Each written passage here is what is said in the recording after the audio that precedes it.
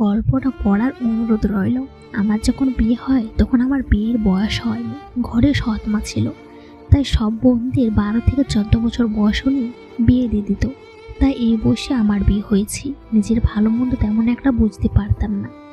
নিত্যদিন ভাতের মার গলতে গেলে ভাতের মার পরে আমার হাতে ফপসা পড়তো। তরকারিতে কখনো লবণ একটু বেশি হয়ে যেত, আবার কখনো খুব বেশি ঝাল হয়ে যেত, আর নয়তো একেবারে লবণ দিতে মনে থাকতো না। এই নিয়ে আমার স্বামী বহুবার খাবার নষ্ট করছে, হয়তো ফেলতো আমার উপরে, নয়তো পান ঢেলে দিত খাবারে। এছাড়াও নিজের জেদ সামলাতে গিয়ে আমার শরীরে আঘাত করত।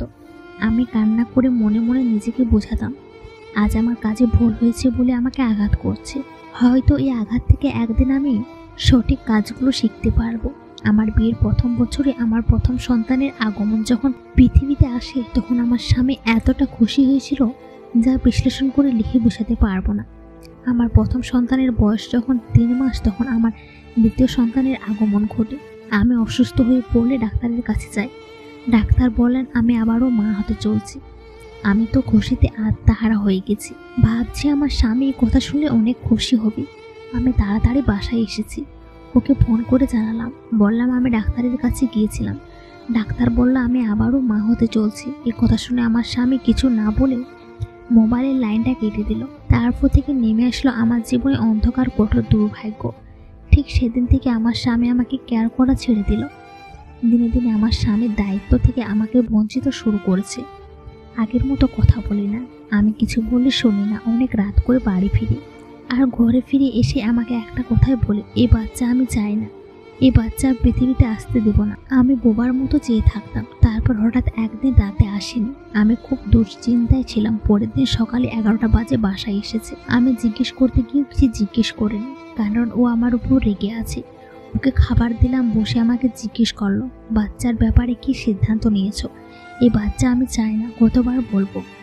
আমি সাহস করে উত্তর দিলাম, কত মানুষ হাজার চেষ্টা করে একটা সন্তান পায় না, আর আল্লাহ আমাদেরকে দিয়েছে, এটা তো খুশি হওয়ার কথা, তুমি কেন রাগ হচ্ছ? আমার স্বামী বলল, আজকালকের মধ্যে এই বাচ্চা পৃথিবীতে যাতে না আসতে পারে সে ব্যবস্থা করো। তারপরের দিন আমার স্বামী আমাকে স্পেশাল ডাক্তারের কাছে নিয়ে যায়। আমার প্রথম সন্তানের চিকিৎসার দিনের যে ডাক্তার ছিল, ডাক্তার ওর মুখে কথা শুনে বলল, আর কখনো আপনি এই রোগী নিয়ে আমার কাছে আসবেন না, কারণ মাত্র 3 মাস আগে সে বাচ্চা জন্ম দিয়েছে, তাও অপারেশনের মাধ্যমে। আপনি কি করে ভাবলেন বাচ্চা নষ্ট করার কথা? একজন ডাক্তার হয়ে কখনো এটা পারবো না, আপনি এখান থেকে চলে যান। তারপর আমার স্বামী আমাকে নিয়ে বাসায় এসেছে। বাসায় এসে আমার কাছ থেকে আবারও চূড়ান্ত জানতে চেয়েছে, এই বাচ্চা কি করবা? আমি উত্তরে ওকে বলছি, এই বাচ্চা আমি নষ্ট হতে দেব না, আমি ওকে পৃথিবীতে আনবই, প্রয়োজনে আমার পরিচয় বড় হবে। এই কথা শুনে আমার স্বামী আমাকে খুব মেরেছে।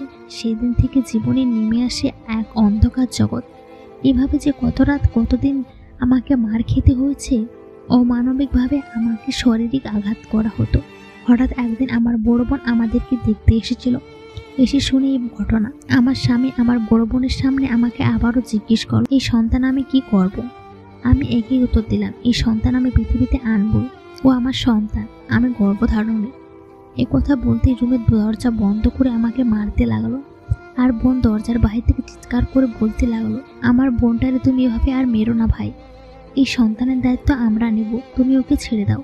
আর এইভাবে কেটে যায় আমার দীর্ঘ 9টা মাস। হঠাৎ আমার ব্যথা উঠে, আমাকে হসপিটালে নিয়ে যায় আমার ভাই বোন, আমার বড় ফুপি সবাই। সকাল 9টা বাজে আমার দ্বিতীয় সন্তান পৃথিবীতে আসে। ভাগে নির্মর্ভ কি পরিহাস। বিকেল 5টা বাজে আমার অবস্থা খুব।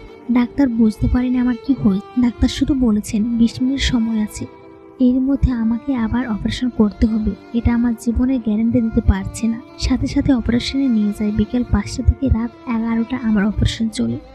9 ব্যাগ রক্ত লেগেছে অপারেশনের সময়। অপারেশনের সময় কম বলে ভাইয়ের রক্ত দিয়ে অপারেশন শুরু করে। অপারেশনের পরে ডাক্তার নাকি বলেছে আমার জ্ঞান ফিরলে হয়তো কথা বলতে পারবো, আর নয়তো কাউকে চিনতে পারবো না। এমন ডিসিশনে আমার বড় বোন আমার ভাই মানছিল না। ডাক্তার বলেছে, আপনাদের বোন যদি কাউকে না চিনে, কথা বলতে না পারে, তাও যদি বেঁচে থাকে তার সন্তানটি ভালো থাকবে। আমি আরও জানতে পেরেছি সে তখন থেকেই নাকি আমার হসপিটালের ফ্লোরে সেজদা দিয়ে পড়েছিল, বলেছিল, আল্লাহ আমার বোনের জ্ঞান যতক্ষণ না ফিরবে আমি তোমার সেজদা থেকে উঠবো না। ঠিক ভোর 5টা বাজে আমার জ্ঞান ফিরে। তারপর আমার ভাই সেজদা থেকে উঠে, আল্লাহ তুমি আমার বোনকে নেক হায়াত দান করো। আমার ভাই যেখানে থাকবো না কেন তাকে তুমি সুস্থতা দান করো। আমার ভাইকে তুমি হেফাজতে রাখো। শুনেছি 4 দিন আইসিইউতে ছিলাম। ঠিক 4 দিন পরে হঠাৎ আমি শুনতে পারি আমার স্বামী আমার কানের কাছে বারবার বলছে, তুমি কেমন আছো? হঠাৎ আমি কানে শুনতে পেলাম আমার স্বামীর সেই আওয়াজটা। আমি তার উত্তরে বললাম, ভালো। হঠাৎ দেখতে পেলাম আমার বড় বোন মুখে কাপড় চেপে ধরে চিৎকার করছে, বোনকে চিনতে পারলাম। আমি আমার বোনকে চিনতে পেরেছি। দীর্ঘদিন হাসপাতালে ছিলাম।